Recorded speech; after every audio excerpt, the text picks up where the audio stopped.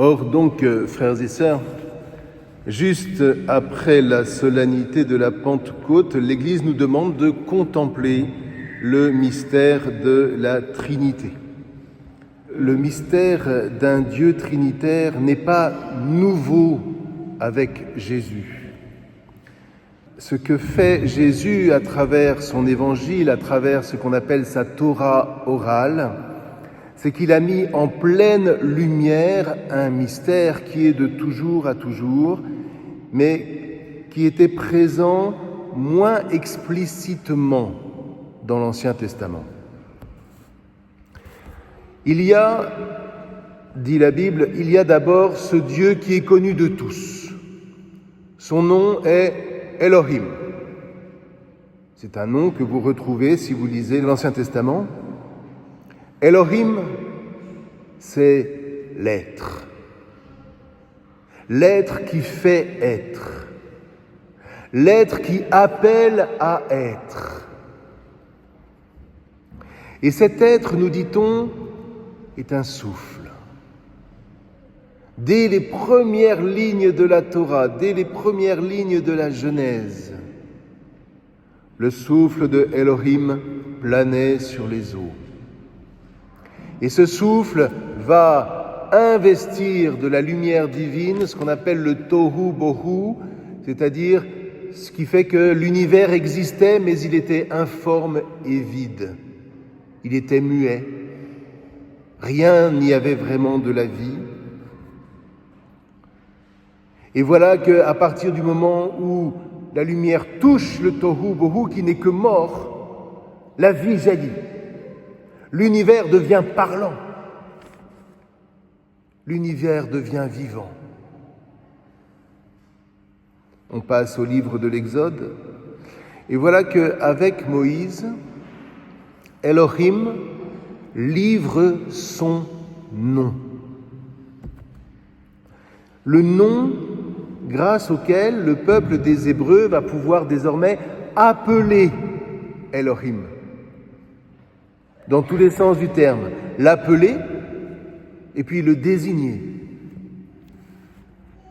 Et c'est grâce à ce nom que Elohim va devenir pour ce peuple un être familier, un être proche, tout en étant transcendant, mais il est proche. Et ce nom, c'est le fameux tétragramme sacré qu'on ne doit pas prononcer dans la tradition juive et que nos frères juifs appellent soit du nom de Adonai, soit du nom de Hachem. Hachem, ça veut dire le nom. Et regardez bien dans vos existences, ou dans notre existence, eh bien, quand nous connaissons le nom d'une personne, eh bien, nous pouvons l'appeler dans tous les sens du terme, et cette personne devient plus proche, tout en restant évidemment elle-même. Et Moïse va devoir apprendre que, précisément grâce à ce nom, vous voyez, quand vous connaissez le nom de quelqu'un, cette personne-là passe de l'extérieur de vous-même à l'intérieur de vous-même. C'est exactement le mouvement qu'imprime l'Ancien Testament. À partir du moment où Elohim livre son nom, Hachem, eh bien le peuple des Hébreux va devoir apprendre à honorer ce Dieu différemment des nations qui, elles, ne sont qu'à l'extérieur d'elles-mêmes, qui n'adorent que des idoles extérieures. Ce peuple donc va devoir apprendre à vivre, à développer en lui cette familiarité de Hachem à l'intérieur de soi, à l'intérieur du peuple et de chacun de ses membres. Vous connaissez peut-être ces paroles magnifiques de saint Augustin dans les Confessions. « Je te cherchais à l'extérieur de moi, or tu étais à l'intérieur de moi. Tu étais plus intime à moi-même que moi-même. » À un moment, Moïse demande à Dieu « Fais-moi voir ta gloire, fais-moi voir ta gloire. » « Tu n'as pas la capacité de me voir, répond Hachem.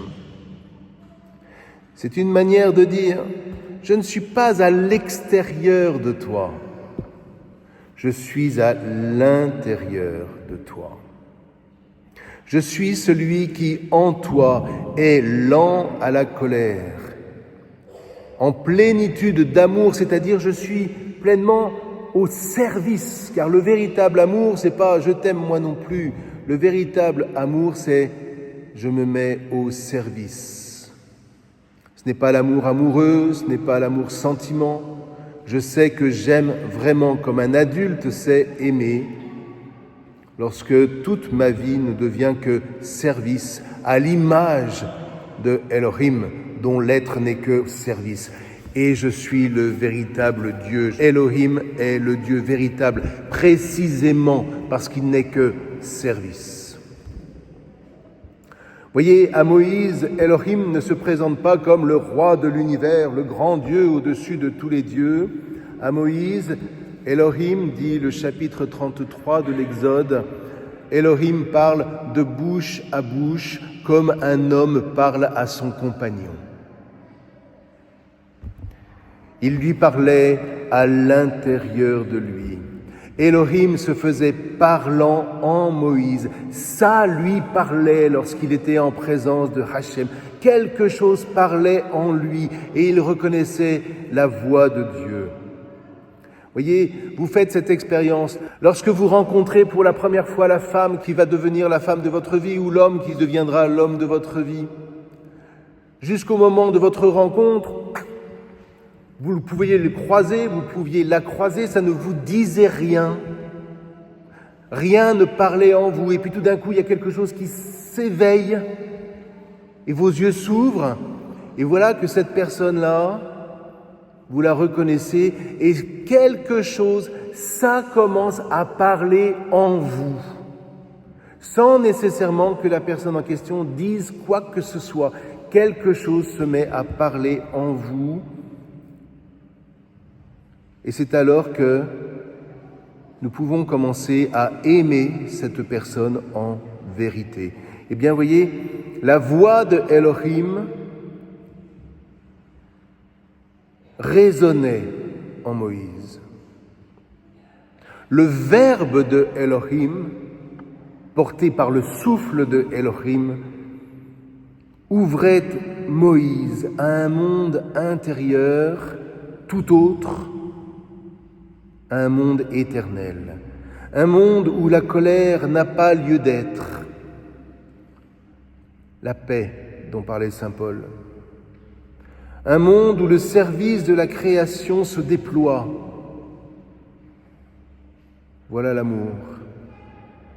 Un monde où la vie poursuit le passage de la création, de la mort à la vie, des ténèbres à la lumière, à travers l'homme quand il est attaché à Hachem, lorsqu'il se laisse traverser par le souffle de Elohim. Oui, cet homme devient le médiateur que Elohim attend qu'il soit pour permettre à la création de donner le meilleur d'elle-même.